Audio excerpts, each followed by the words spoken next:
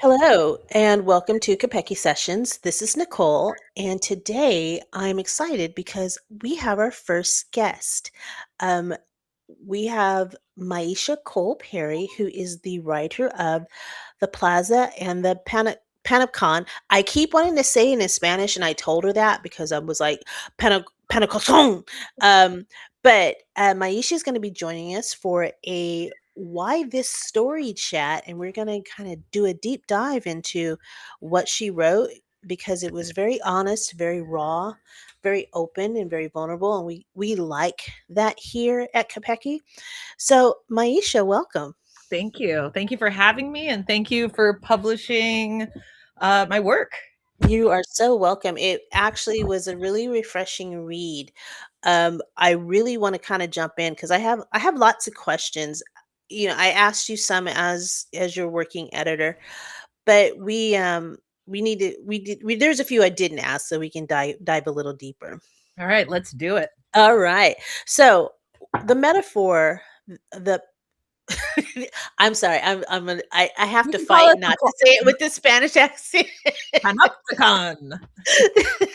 The metaphor for the panopticon is really vivid, and you draw parallels of the mental institution and the architecture of your home and the surveillance and structure of social media. Was this something, a connection that you noticed in the moment, or is it something you did in retrospect in writing? What got you to even that analogy? So I definitely acknowledged it in the moment. Um, I want to say it was so the community that we moved into was not your traditional I mean, it had elements of being a traditional suburban hellscape kind of environment, but Mhm. being that it was right next to a mental institution, it added a layer of history and kind of like a how what word would I use to describe it? Just like a vibe that was very different from like traditional planned communities, right? And Mhm. so given that I we moved to this community and I was pregnant and I had my son maybe a month or two in. So being pregnant, you are so hyper aware of your environment and all the things, and there's a protecting the baby girl, all of that kind of energy.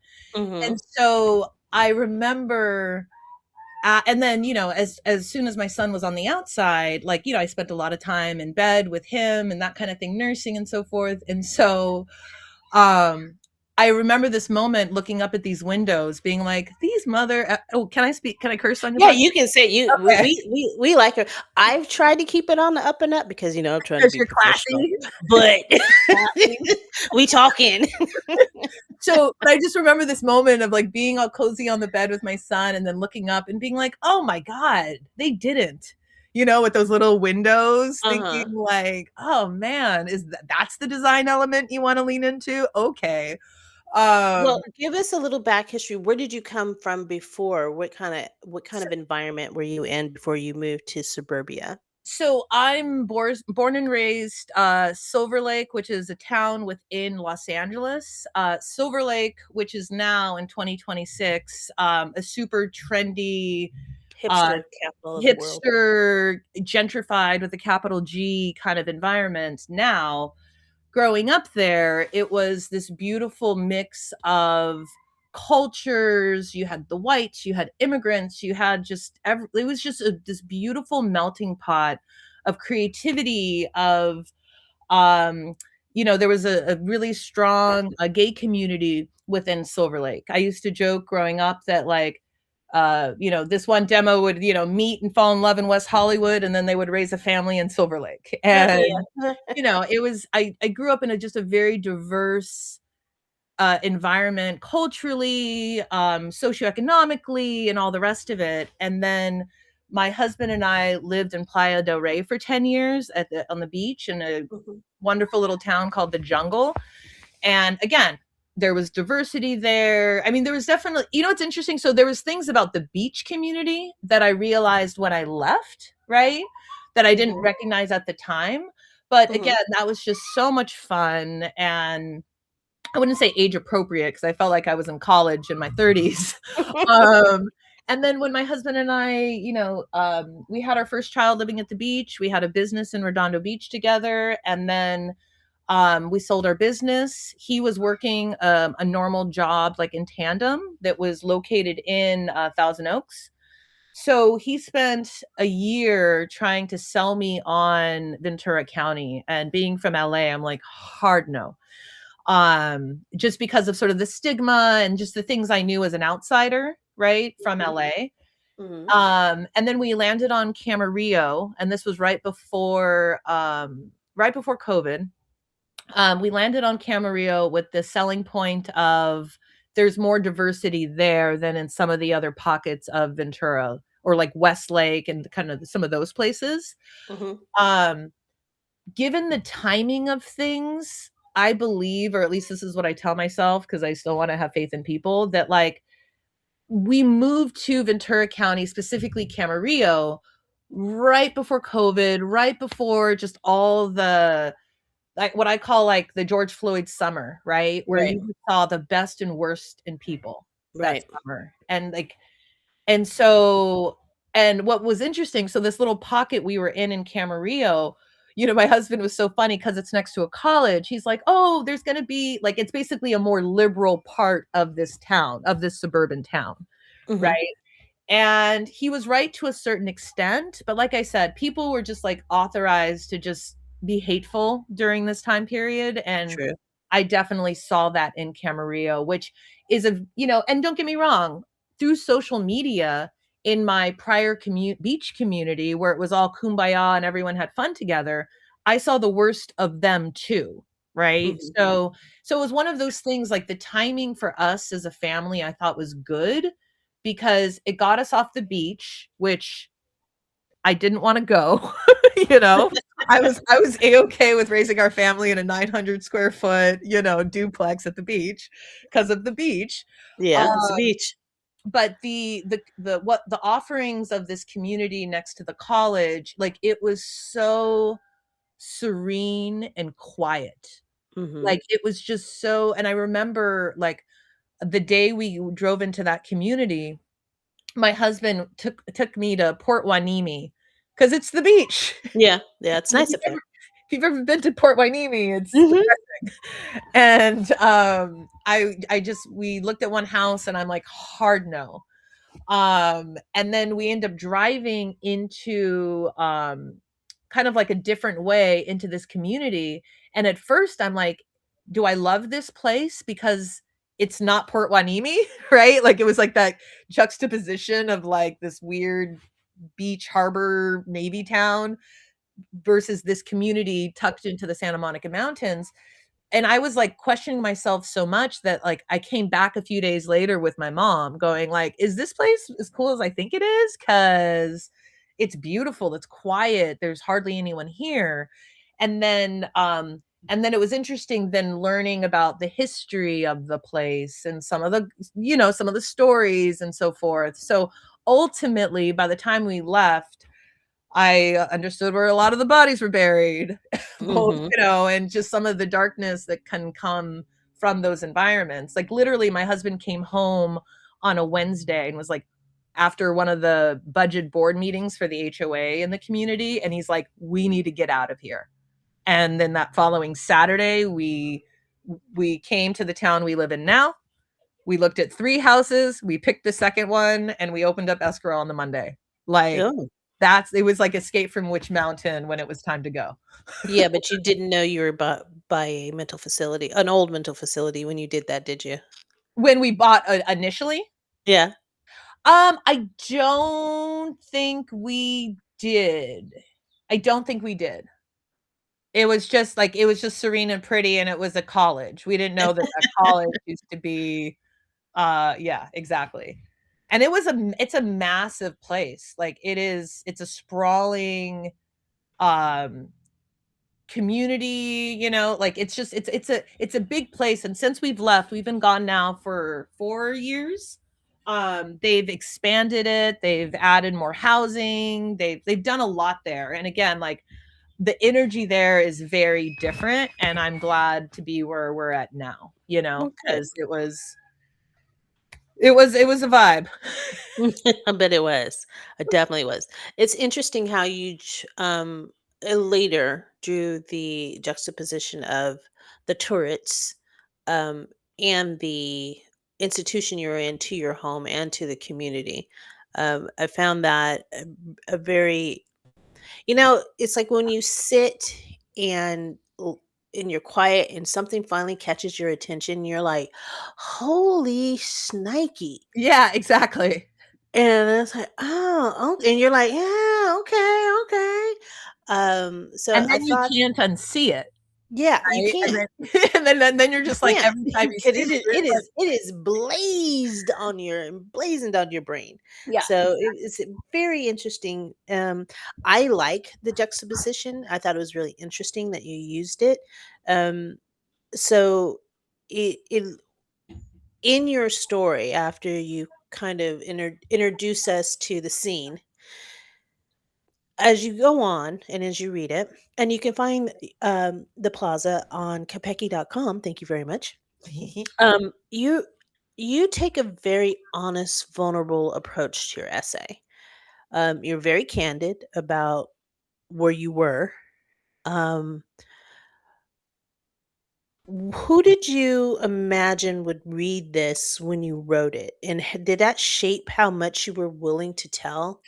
Because being honest and vulnerable, and I know a lot of people do it, but it is a difficult task to undertake. Did you do it in mind of, this is for me to kind of look back over my life, or this is for someone who reads this in the depths of motherhood, newborns, toddlers, a little bit of depression, postpartum? Who is this story for? I would so I would say all of the above, but Okay. also the way my brain works. I'm self-diagnosed autistic and ADHD. Like the tism part of my brain is just direct and honest. The So tism. I don't know any other way to be, you know, and it's gotten me in trouble in the past. So we'll see what happens here.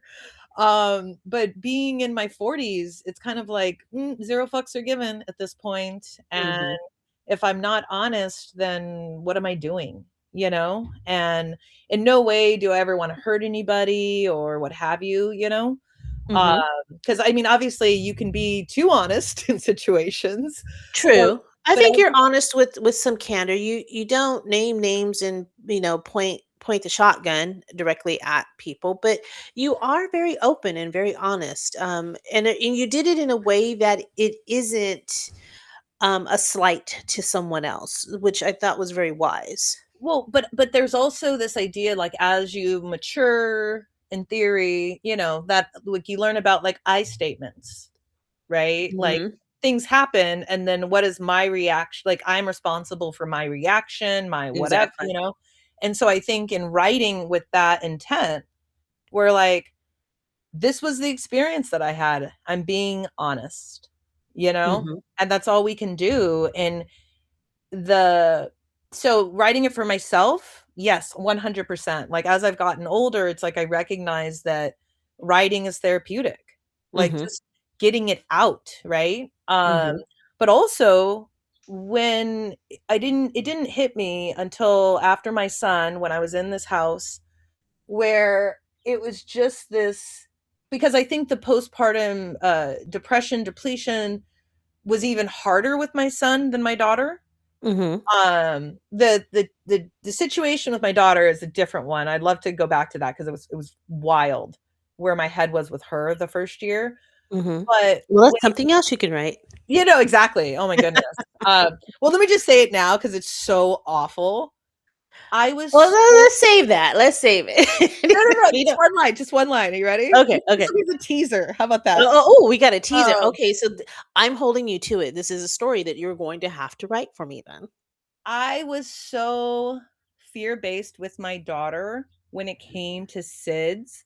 I literally thought she would just die on me. That Oh. right? Dark.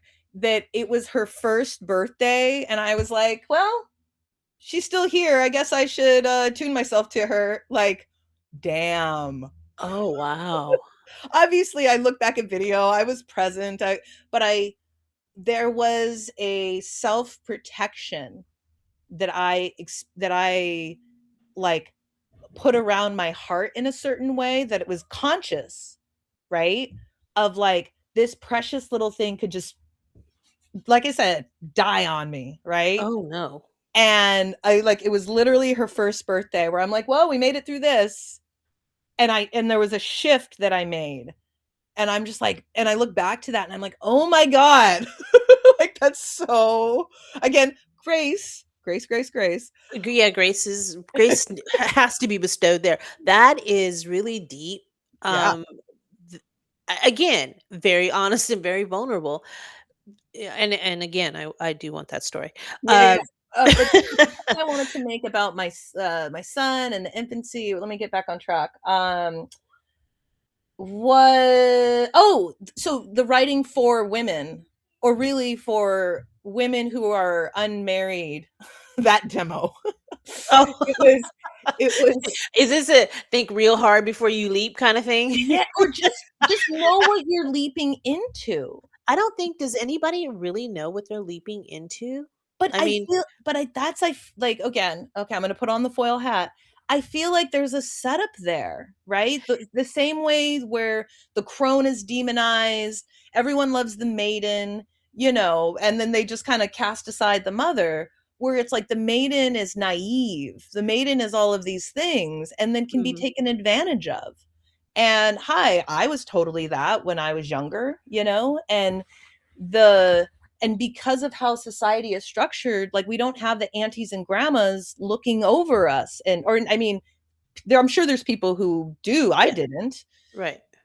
and therefore we walk into these situations not with our eyes open, So, are right? you saying this is more of a cautionary tale for those who haven't been where you are?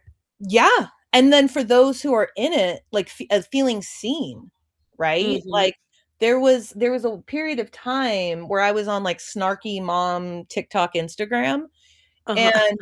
and it's cute, it's fun, whatever, but it's also, like, it's a little dark, and it's not, like I think you know what it was? I love Gabor Mate and his book.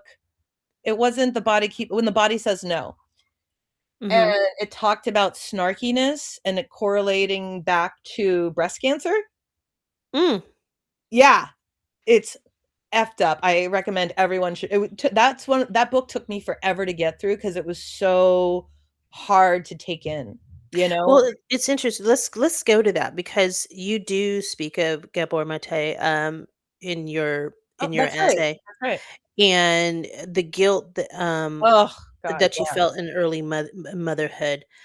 Um, and actually, what you just said just now about your daughter, I won't say her name just for her own privacy and yours. yeah. Um, have you made peace with all of that? And do you Ugh. think culture does enough to prepare new mothers for the social media aspect? You know, it is engineered. It is to capture all the cute moments and look at him dance and look at him go Ugh. coo. And how are you feeling about this now that your children are a little bit older and you can look back in retrospect? So you just asking the question makes my eyes well up with tears, which is an indication that it's still right under the surface, right? Really? Um the I think the self-forgiveness that like, making choices, like I use the metaphor of like blowing smoke into my baby's face, like Mhm. not knowing, like Mhm. it definitely I'm totally crying right now. Like, Oh, I'm sorry. I it didn't even no, don't no, cry. no, That's it's fine. This fine. is journalism. Um, This is but hard hitting journal. I am yeah, Barbara Wawa reincarnated. exactly. Um, but, like, I know in time like, my kids are amazing. They're awesome.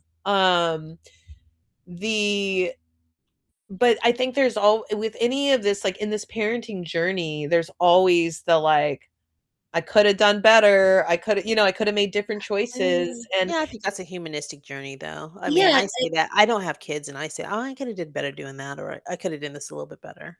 well, and I think too, like, and whether it's overcompensation, like I Mm, homeschool my kids now. You know what I mean? mhm, Like I am mhm. present with them. I'm doing my best to give them like a ridiculous childhood that they can look back on and be like, holy crap. We did all those things, you know? Uh-huh. And so have I completely forgiven myself for well, okay, let me back up. I recognize, like, when you are in situations, you do the best you can, Mhm, right? So, in that respect, I give myself grace knowing that I was surviving mhm, and I was in a situation where I didn't have a lot of support in the way that I now know what support looks like, right? mhm, mhm. And so I was so depleted that these moments, like I nursed my children for 5 years straight Oof, without stopping. your poor boobs. I know plural, just one of them. Boomba. And it was, and so during this time period, it was something where it was my break, you know? Mm, And it was interesting because, like, with my daughter, I felt guilty, but with my son, it was completely unapologetic until I read Gabor Mate's book. And then mm. it was like, "Fuck." Yeah. And my son he hasn't been diagnosed, but all the signs are there for ADHD. Oh, really? Um, but then again, so's mom, so's everyone you know what I mean? So I appreciate Gabor Mate's position on it, right? Because his whole thing is like basically depleted moms. That's like part of it. Moms that aren't attuning to their children during this rapid brain development in Mhm, their first year. mhm. And so I'm on this like side quest where anytime I see a mom with an infant, I'm like, look at the baby's eyes. Just stare at them, you Oh, know. oh, d are you not walking up to strangers in the store, are you? No comment. Ooh, I'm gonna have to sidebar with you later, okay? No, actually, it's funny that you say that because I did learn the hard lesson. This is totally unrelated. My other side quest years ago was intervening when I saw biracial daughters with white mothers to ensure that they knew how to take care of their daughter's hair Oh, because Lord. because that was something that I suffered. I didn't know I had curly hair until I was 16. Oh, no. Um, and this look I got from this one random mom at a grocery store, I was like, okay, never again. As a biracial woman, you have to lean into the black side of you when that happens. You're gonna be like, "Oh, baby, you okay?" Right. Go in. You don't offer it till they ask. Yes, exactly. But getting back on, oh, that's a whole other conversation. But getting back to your piece here, I chuckle. Um, the whole watcher distinction that you draw with your Facebook, your Instagram, and your TikTok, and social media as a whole, you describe the feelings as you progress in the story. It was like Facebook watched you, while TikTok kind of learned you. Seduced you. Yes. And I'm not on the clock app, so I stayed away from it. But do you think your how should I say this? I'm trying to be gentle. Do you think being in a postpartum state made the seduction even heavier than it would have been if you were either not with child or not, not having a child, or maybe like now a few years out? I know you're not on it that much, but What, TikTok? do yeah, I mean, do you think that you would have had the same response? So I think I had a certain type of relation. So my relationship with social media from the jump, and it was interesting to me how, like, when I look back at the slippery slope of it all, right? Mhm. Where I was working at a very large high school when Facebook came about. We'll fix it in That's post. not a Freudian slip. Uh, so when that came about, and it was this whole, like, "Oh, you need to be a college graduate," right? Do you remember that? Where, like, that's how they Oh, first rolled yeah, out that was, like, Facebook? 2008 or Yeah, so, 2008, 2008. 9. And at the time, I didn't have a college degree. I do now, Mhm, but at the time I didn't. So, mhm, Facebook was this thing that was just out of reach. And I think that was part of its appeal a little bit, mhm, right?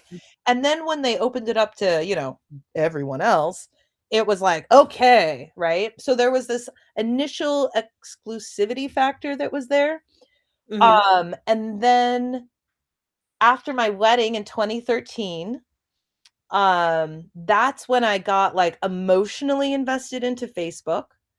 And then, it became sort of like a second, like, just a second platform for, or like like, you have your reality, and then you have this other space where you exist, and, you're connecting with everybody, and it's all of those kinds of things. And then when Instagram came on the scene, like, I love photography and taking pictures, and I mhm, really got into and at the time we had our business. So I was using Instagram all the time, both professionally and personally. And also I moved away from this job I had at this high school for 7 years. So Facebook was the lifeline into that world, right? mhm, And growing with Instagram was, like I said, for the business and taking pictures. And then what was so interesting, and what I later looking back realized, is that when the pregnancy and the first child came on the scene, Instagram and Facebook were this platform for validation, which at the time I didn't understand. I wasn't getting that in my relationship. And mm, so that is, and I basically, like, I'm a great mom, right? But I call um but I called it, like, performative parenting, right? When yes, it came to, like, doing the thing and taking a picture, doing the thing and taking a picture.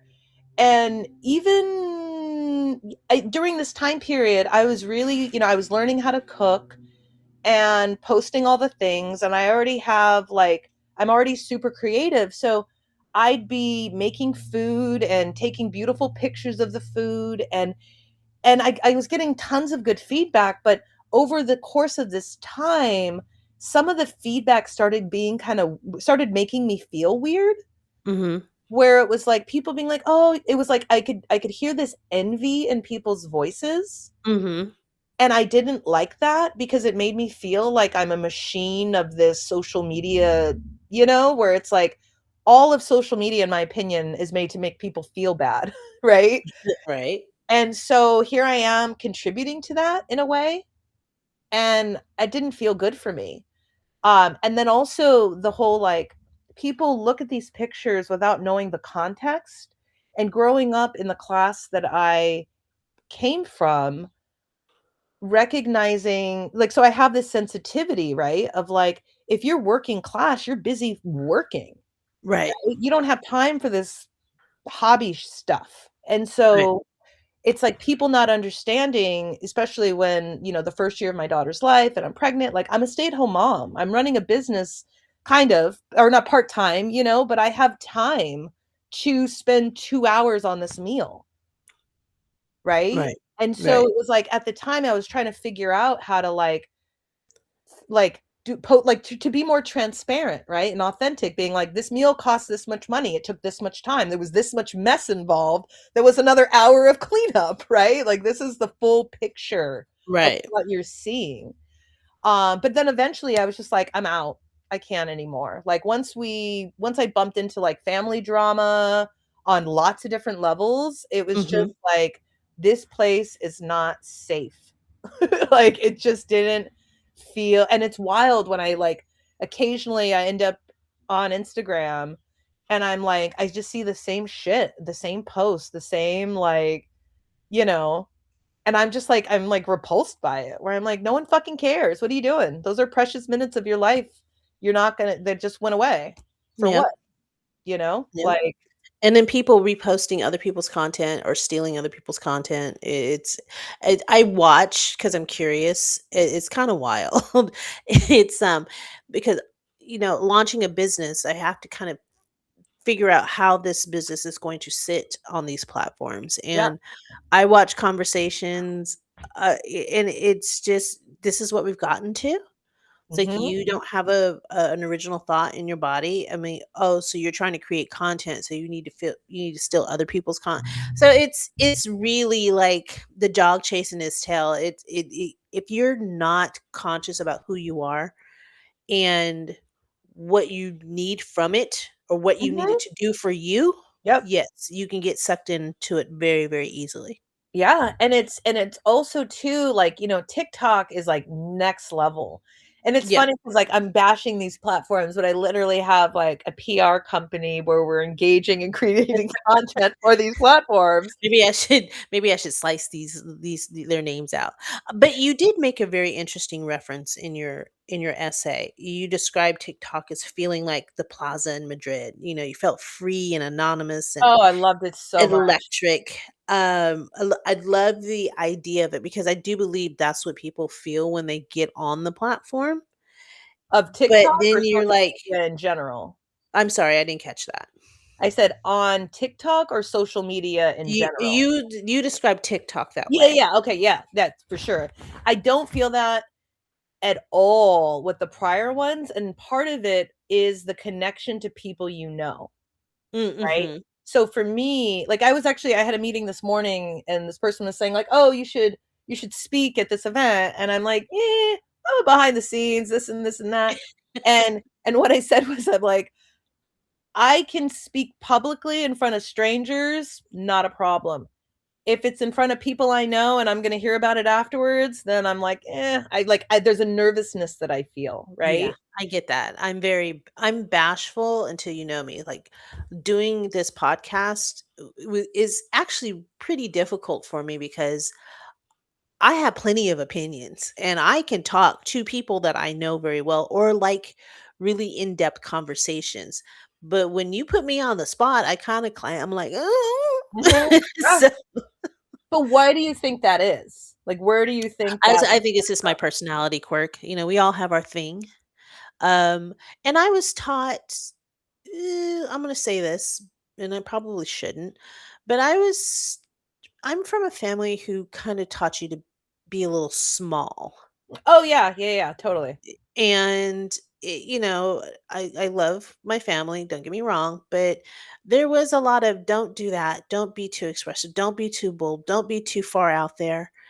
You know, play, step back. Mhm. You're getting too much attention. So I think I've learned over time just to kind of quell my voice. Yeah. That's why doing this has been such an experience for me. I'm only a few episodes in, but I'm speaking like I like to talk to my friends. It's like very in depth. I love the conversation, but part of me sometimes clams up because I'm like, oh, maybe I'm doing too much. And I think Mhm. that's more of a society thing. Yeah. I had boomer parents. No, exactly, same. You Same. so, you know, and my love my mother, but it's like, yeah, you don't want to be too effusive. I'm like, well, why not? She's like, oh God. Well, so here's one thing that's interesting that I experienced in motherhood, and it happened to me on a few different levels of, like, seeing how, like, food is so important in this house to me. I am a foodie through and through. Mhm, And the amount of care and time that I put into my children's nutrition is, like, stupid. Like, it's mhm, ridiculous. And at some point during the early years with my kids and, like, being depleted, kind of like this was one of the things that was like a shift out of that place, and it was like, "Oh, I need to take care of myself at the same level that I take care of my children." right? Mhm. And that was like an aha moment of like, "Oh, wow, I should probably treat myself better." Right. And then also as it relates to, like, my childhood and how I was treated as a child, like, I'm as present as I possibly can be with Mhm. my children, right? And then it was then unpacking the, like, how I was not attuned to as a child, right? Right. Right.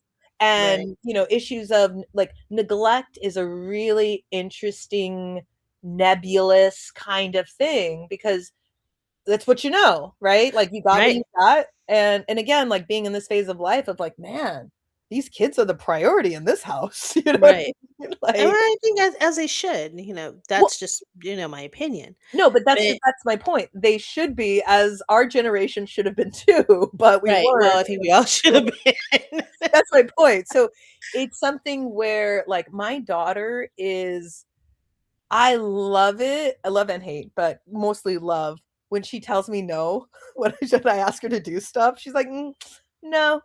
And I'm just like, "You're amazing. You're not a people pleaser. You are your own person standing on your own 2 feet, and that is awesome." Look out world, right? Ooh-wee, but, the auntie in me, because I've raised enough boys, was like, "You told me what?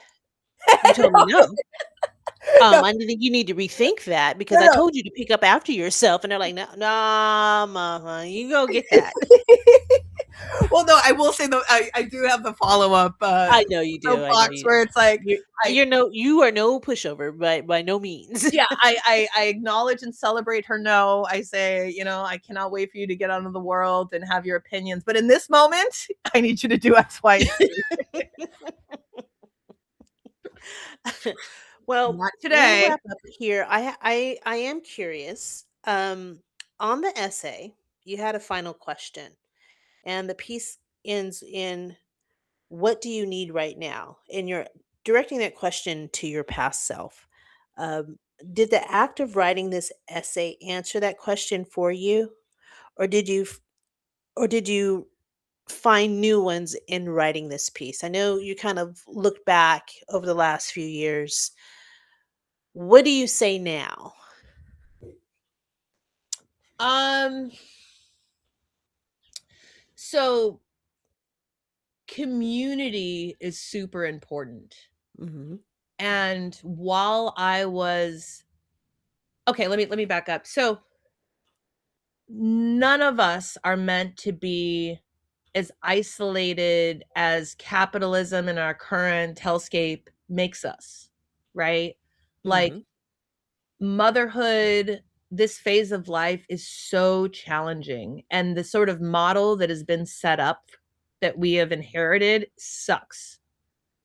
And at the time when I was in it, I was, I was getting whiffs of the dysfunction, but I didn't fully understand how bad it was, Mhm. right?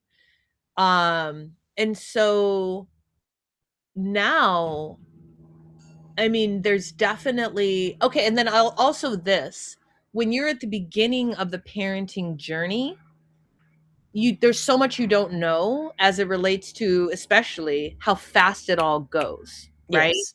You alluded to that. You didn't know what you didn't know, Yeah, which I it's thought was very profound. As very basic and static as that may seem, it is those 2 little sentences, those 6 little words are very, very profound. oh wow, thank you. I mean, but that's also I think part of that grace, right? Of like Mhm. I recognize now in middle childhood, like there's tons of shit I don't know, but I do know that this time is going fast Mhm. and I need to be present for it. And the kids are the priority. And if I make a mistake, I apologize to them. You know what I mean? I try to be kind to myself. And it's something where like I ultimately was the help that I needed, if that makes sense. I don't know. Right. Let me rephrase that. Ye But like Yeah, no, it actually does make sense. It does make sense. where You had to come in and help yourself.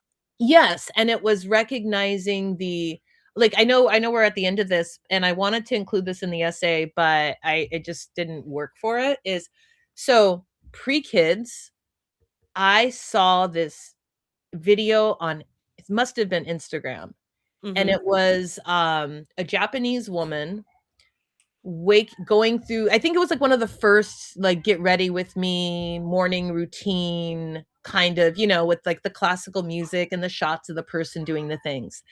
And this woman woke up, showered, did exercise, put on a full face of makeup, made hot breakfast for her family, a hot lunch for her husband. You know what I mean? All of these things. And I remember looking at that being like, hard no. You know what I mean? Like, and it was like, waking up at the crack of dawn and all the rest of it. And then ultimately that became my answer to things, right? Mm. Where it was like recognizing I'm up.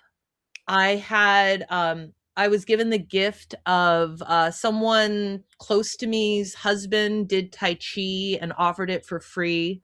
So I started learning Tai Chi, and he was that was like instrumental to me when it came to, there was a line he used to say, you train the body, it trains the mind, you know? Mm, mhm. Um, Mhm. and so I'd wake up early in the morning and ground myself doing that. And then it was like in journaling and, and then ultimately, oh, and then also I was working with this coach that I found on social media enough.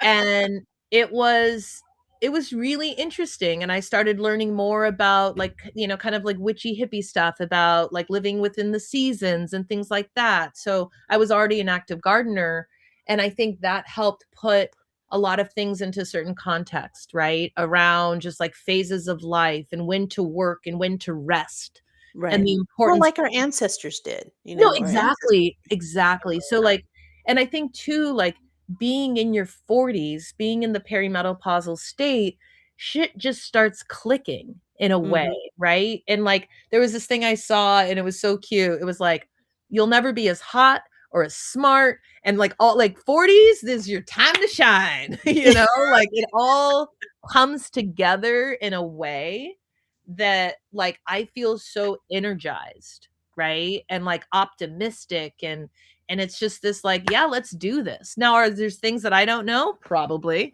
Am I going to look back when I'm in my 50s, God willing, and go like, man, what didn't I know, you know? But it's something where it feels so palpable and so different from being in my 30s. Like go like almost like you're when you're younger, you're just kind of like going along with the herd, right? And then when as you're getting older, it's like you're not like you're getting into governance, but I don't know, it's just this maturation that feels so good. And again, I don't know if it's my age or just the phase of life, or if I've been blessed enough to have people around me and resources around me and books and all the things to help guide me, um, but I'm grateful because if I was still on the struggle bus in the same way, I mean, yeah, I don't even know. I think as you age, and what I would hope for most people, being a little bit older than you, I found that I found my voice and I stopped people pleasing as I got older. Yeah. Because of how I was raised, I was like, "Oh, I have to do this because it'll make everybody happy." Mhm. At the end of the day, when you finally stop and you realize, "Oh, wait, it doesn't matter if I do it or I don't. Somebody's gonna complain about it." So, 100%. as long as I am not being egomaniacal about and ego driven about how I move in the world and I consider others, sometimes you just gotta say, "Fuck that shit," and I have to take care of me. Yeah. And I don't mean that in a way that you kind of circumvent, "Well, it's all about me and me, me, me, me." I don't mean it in that way. At some point, you have to realize that the opinions are gonna come, the critiques are going to come, Mhm. and you have to just lean into your natural talents, who you naturally are, and be okay with that, as long as you aren't hurting anybody. Yeah. The story I wrote kinda speaks to that, Naomi's Reclamation. It's like, she had to find her voice and the power from within. And Mhm. once you do that, and I think we do that as we get older, as I've known most people do. Now, I have some people I know regressed. Mhm. Absolutely. Yeah, yeah. Not everybody gets there, and everybody has a different journey and a different life plan and a different lesson. That's not for me to say. But I do believe aging helps us see the things that we thought we were doing right when we were in our 20s and our 30s, that we were actually like, oh, I had a whole lot of growing up to do. Mhm.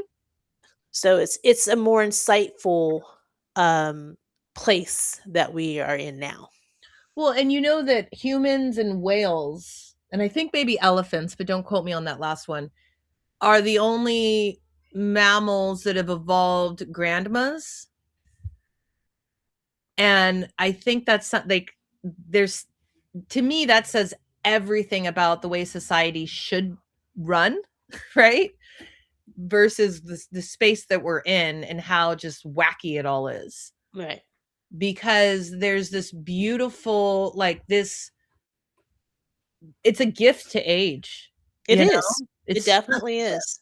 and the and yeah, when you bump up against but then like to your point, like I had a really interesting lesson a few years ago where I was involved in an organization with a lot of elderly women, and some of them were very unkind to me consistently.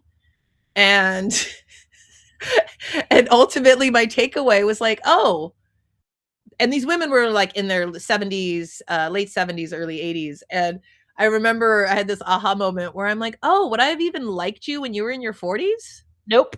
Like, you know what I mean?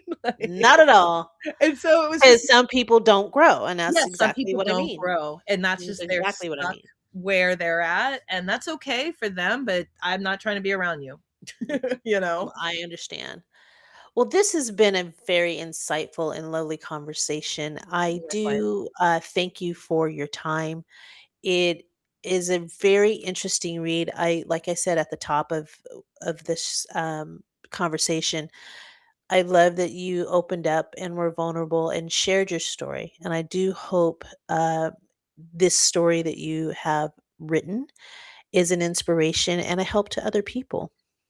Yes. I mean, I think the being seen and having like the quote about letting your the Marie Williamson quote about like letting your light shine so other people Hmm. have the permission, I think that's so important. And the fact that like most people are on the struggle bus, especially during that phase. Yeah. And so to know that you're not alone, like, we're all toiling away, doing this laundry, doing the dishes, being overtouched, like, just all the things, like, we're all in it. And I think that what I've done, or at least what I'm trying to do where I live now, it's creating community, creating spaces for families. So a mom isn't blurry-eyed walking around at Target at 8 a.m. because that's the only place to take a toddler, you know what I mean, during the week in suburbia. But, creating places and support for, anyways, I could go on and on about this stuff. I say we do this again because I've got Oh, you're always welcome. And like I said, since you've already, shared that there's another story in you, we are energetically looking forward to that. aw. But like I said before, it is a privilege to have you here.